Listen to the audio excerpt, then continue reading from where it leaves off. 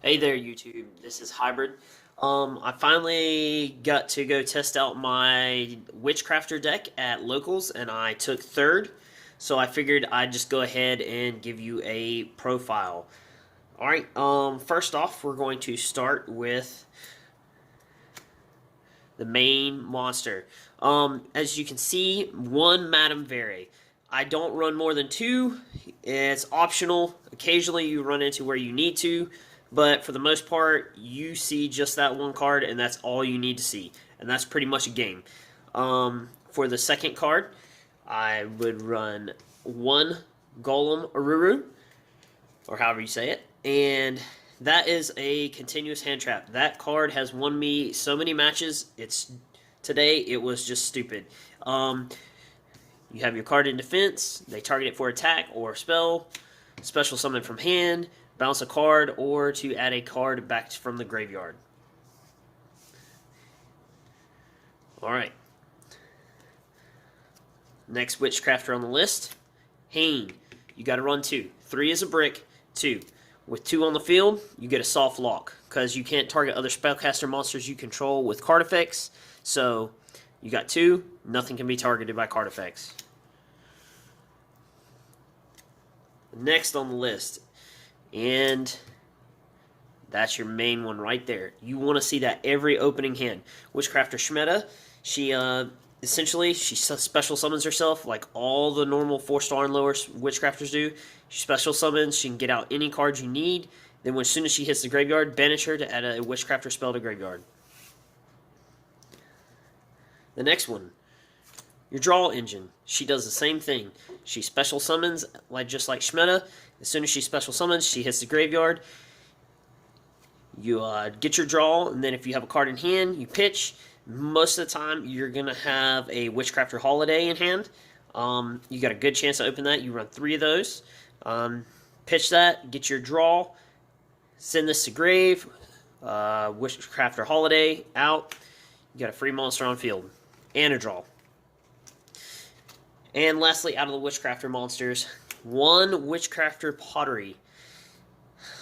She's good bait for Madame Very, actually. So what you do is, you're out of spells or whatever, you have this on field and defense, special summon this into attack. Normally, because of her effect is, she has 2 effects actually. Once quick effect during damage calculation, if Witchcrafter spell battles, quick effect, reveal any number of spells, add 1,000 attack and defense for each spell card with different names revealed. So you normal summon this, and people were like, okay, as 0 attack. You got that card on field, they're like, okay, attack Witchcrafter Pottery, reveal 4 spells in hand, she's a 4K beater. And you just got rid of one of their monsters, and you have a monster to special summon off of next turn. Alright. I run 2 other monsters besides the Witchcrafter monsters, just a spellcaster lineup, and that would be Mathematician and Summoner Monk. Alright, this is a good combo starter. For the most part, you normal summon that. You really only want to do that if you see Golem in your hand. So if you have Witchcraft Creation to add Golem to hand, then you get to special, or actually not special summon, you get to send a level 4 or lower monster from your deck to graveyard.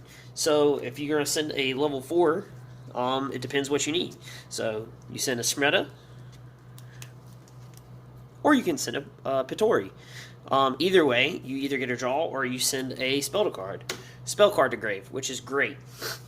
The other one, Summoner Monk, it can't be tributed, so you just normal summon this out. Its effect is, when it's normal or flip summoned, change this card to defense position.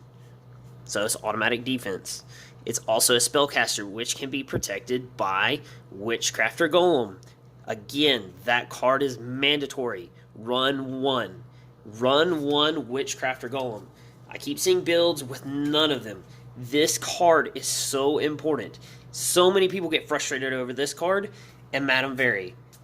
This card is a good half of your protection right here. They have to constantly worry about this card bouncing it out of their hand. But anyways, back to Summoner Monk. Summoner Monk lets you special summon one level 4 monster from your deck, but that monster cannot attack this turn. You don't care. You normal summon this, it goes to defense, discard a spell, that's its cost. Special summon a level 4.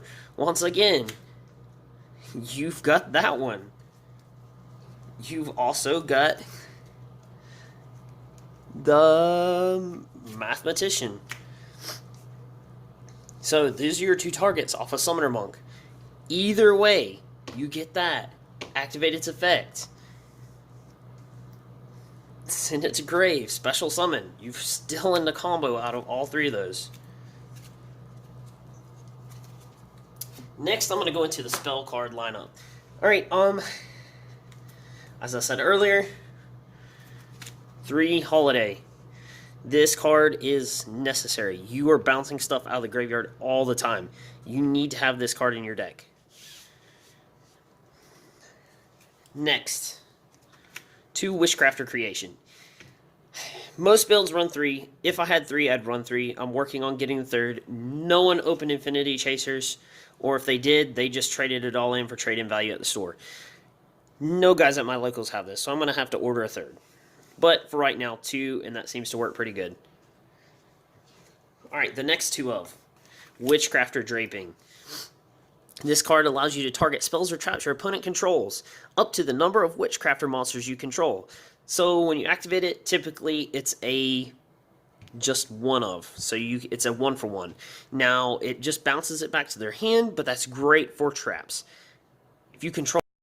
Camera cut out, I'm running out of space, so I'm going to have to make this quick.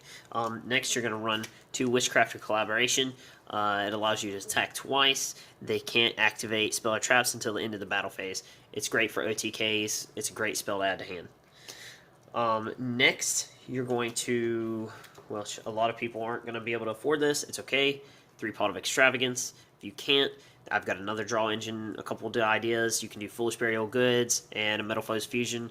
That's great because it's a spell and you can pitch in and get your draws repeatedly. This will be your draw card. This is a send 5 to the graveyard, which all your Witchcrafter monsters just about have graveyard effects.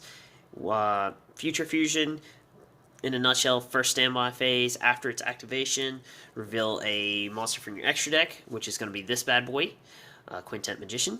You're going to send 5 spellcasters with different names, so you can get his effect off, to grave, activate graveyard effects, yada yada yada. You got a great setup.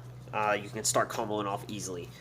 Next, you're going to run 1 Super Poly. Everyone knows what that does. 3 Called by the Grave. You don't want to get Ash Blossomed. This is a necessary evil. You got to run 3 of these. And last but not least, you're going to run Mystic Mind and Secret Village. Now you're going to have extras in your side just in case of your matchups. If you're playing against Pendulums, this does nothing for you. This is wonderful. And the Trap. Turbo it out on their turn if you have to go first. For the rest of the traps, you're going to play just a bunch of interruptions. 2 Crackdown. I actually picked up a 3rd. I'm thinking about running 3. I'm going to see how it does. It's great for interruptions. They can activate their effects. Activate by targeting 1 face-up monster your opponent controls. Take control of that monster. While you control that monster, it cannot attack or activate effects. When that monster leaves the field, destroy this card, or if they destroy this card, they get their monster back. So, get their card, link away with it if you can. Next, no one sees these coming.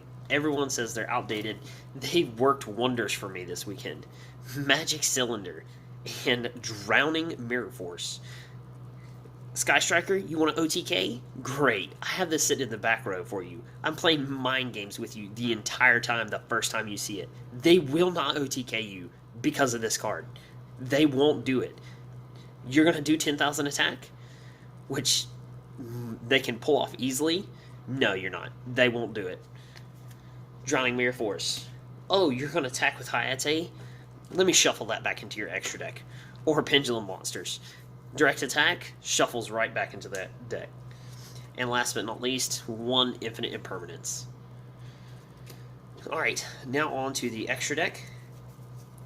You're going to run 1 Predaplant, 1 Decode.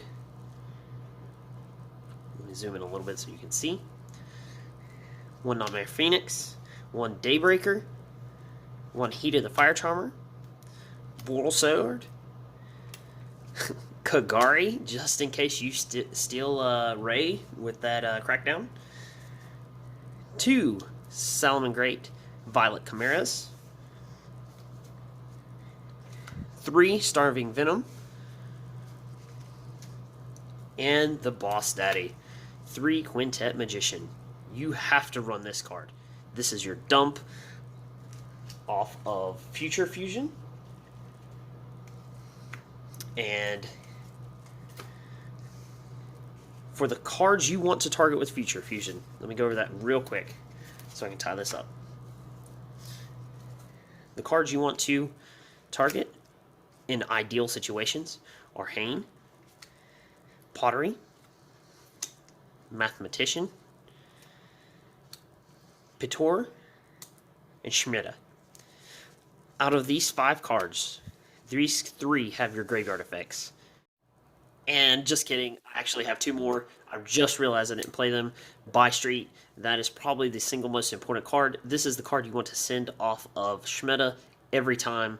Send this card to the graveyard. You have to have this for protection for your Witchcrafter monsters.